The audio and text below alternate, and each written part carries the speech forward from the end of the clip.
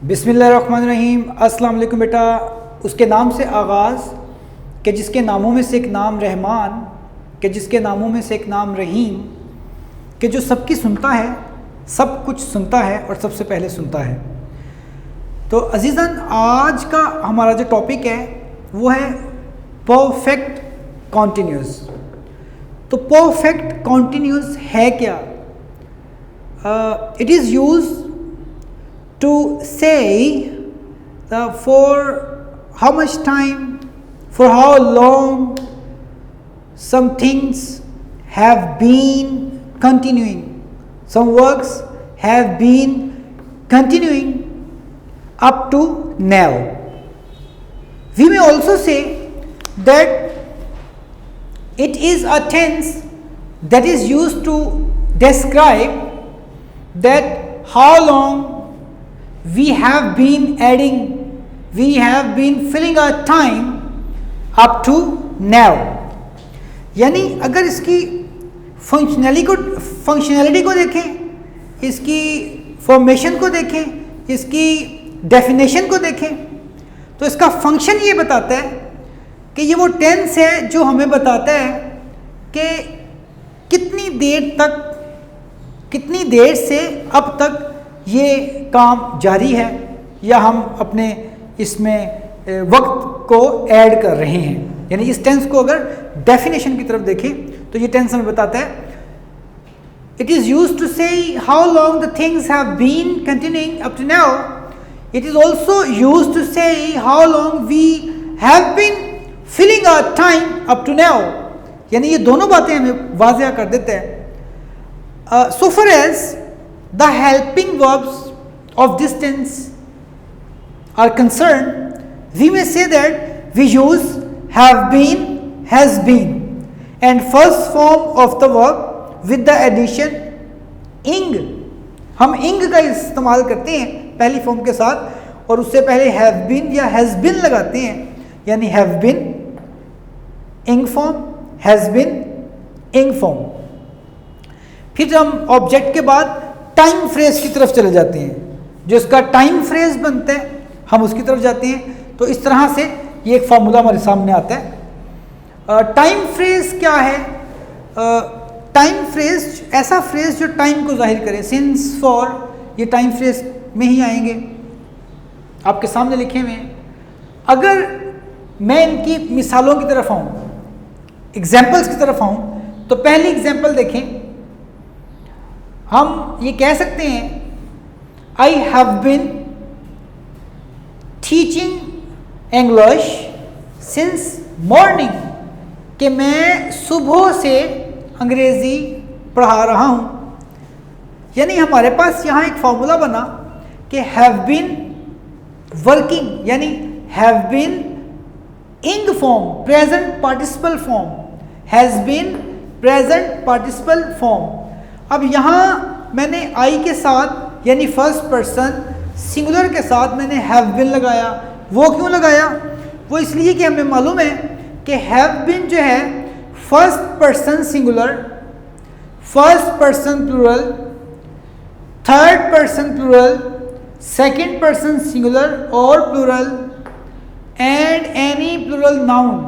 तो जब सब्जेक्ट हमारा first person singular, first person plural I we, second person singular और plural you and third person plural they, या कोई भी प्लूरल नाउन आ जाए तो हम क्या करेंगे? हम उसके साथ हैव बिन लगाएंगे और प्रेजेंट पार्टिसिपल फॉर्म लगाएंगे, यानी फर्स्ट फॉर्म के साथ इंग का इजाफा करेंगे। इसी तरह हैज़ बिन और प्रेजेंट पार्टिसिपल ये कब आएगी? whenever subject comes from third person singular और singular noun। यानी अगर फिक्रे के अंदर, जुमले के अंदर, सेंटेंस के अंदर सब्जेक्ट थर्ड पर्सन सिंगुलर से आ जाए, ही, शी, इट, ये सिंगुलर नाउन है, या कोई भी सिंगुलर नाउन आ जाए, ये सिंगुलर प्रोनाउन थे, या नाउन आ जाए, कोई इसम आ जाए, तो उसके साथ हम हैज़ बिन लगाएंगे। आपके सामने मिसाल, आई हैव बिन इसलिए आया क्यों कि हमारे पास सब्जेक्ट कहाँ से आ रहे हैं?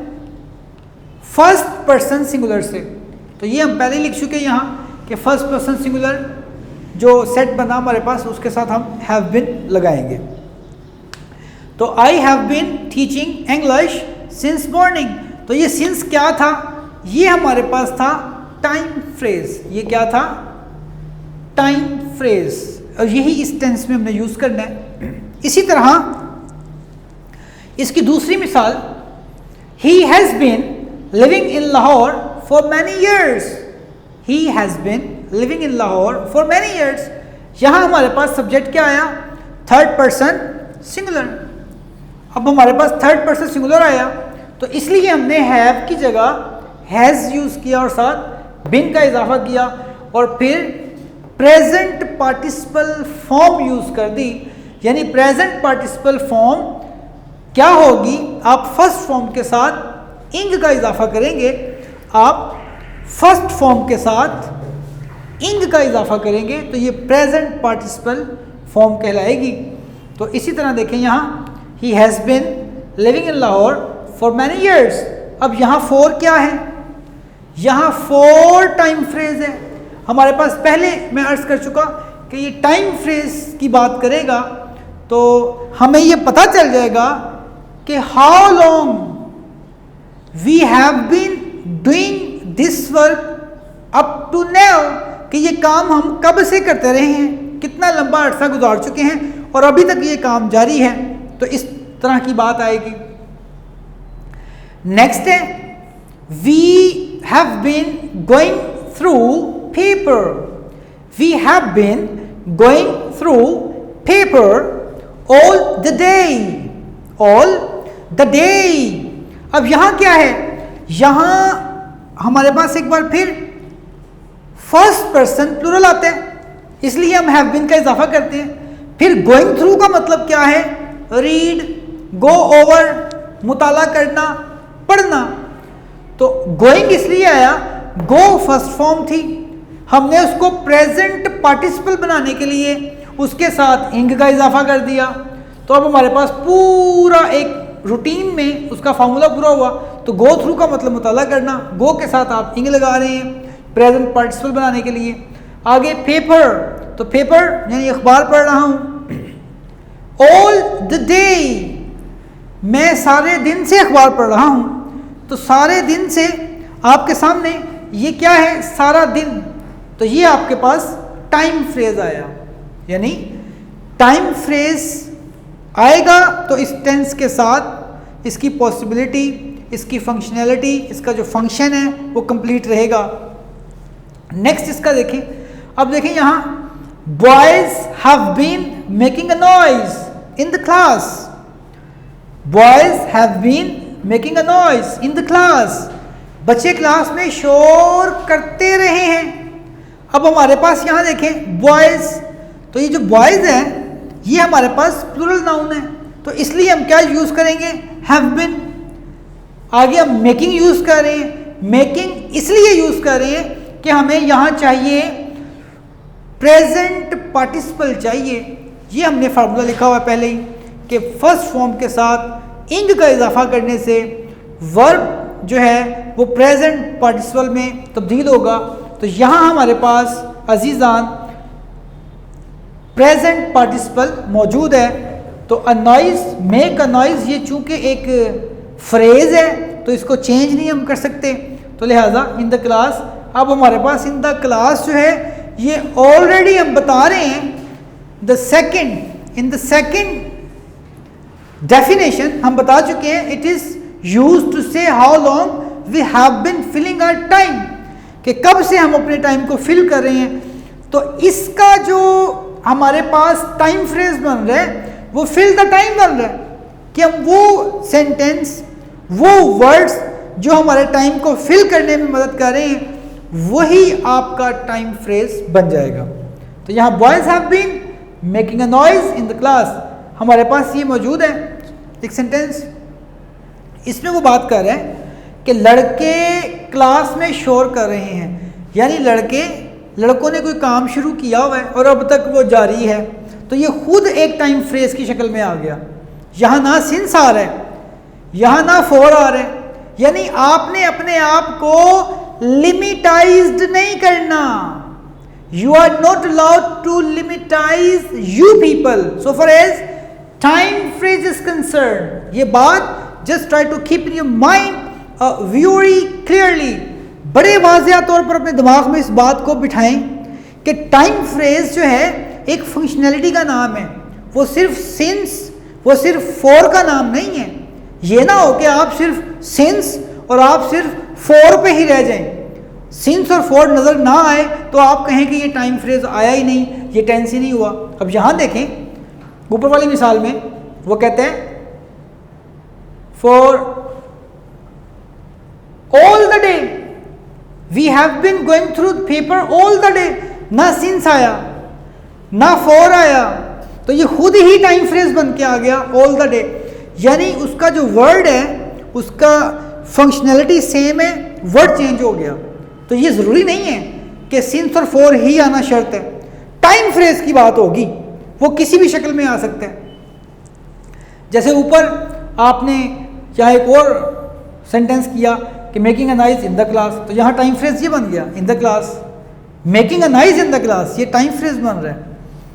नेक्स्ट है people have been taking out procession against the government. तो पीपल क्या है?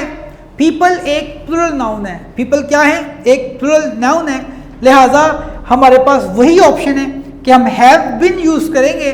और हैव बीन हम क्यों यूज़ करेंगे? क्योंकि हमारे पास यहाँ हैव बीन यूज़ करना है, तो हमारे पास यहाँ लिखा हुआ है कि हैव बीन कब यूज़ होगा, जब कोई प्लूरल नाउन आएगा तो हम हैव बीन यूज़ करेंगे। तो इसके साथ देखें have been taking out procession against the government, यहाँ टाइम फ्रेज क्या बन रहा है? यहाँ टाइम फ्रेज ये खुद ही बन रहा है, people have been taking out procession against the government, यानी एक एक्शन जो है वो किसी अरसे से आगाज हो चुका है और टिल नाउ वो बिल्कुल कंटिन्यू है, वो एक्शन अभी क्लोज नहीं हुआ, तो लिहाजा इस तरह से आपका टाइम फ्रेज मुकम्मल होता है। तो अजीज़ान, आपने एक बात बड़ी अच्छी तरह अपने जहन में रखनी है कि आप हरगिज़ तौर पर सिंस और फॉर तक महदूद नहीं रहेंगे। आप उसकी जो फंक्शनैलिटी है, ओरिजिनल फंक्शनैलिटी है, उसी को फॉलो करेंगे, उन्हीं रूल्स पर जाएंगे, ताकि ये मामलात बड़े एहसन अंदाज में आपके दिमाग में, आपके जहन में जहन नशीन हो जाएं और आप इसको बेहतर तौर पर अंडरस्टैंड कर सकें और आप बेहतर तौर पर आगे डिलीवर कर सकें। बेटा जान, आपका बहुत शुक्रिया। अल्लाह करीम आपको, आपके वालिदैन को हर तरह से हर जहान में आसानियाँ अता करे। आमीन। अस्सलाम वालेकुम।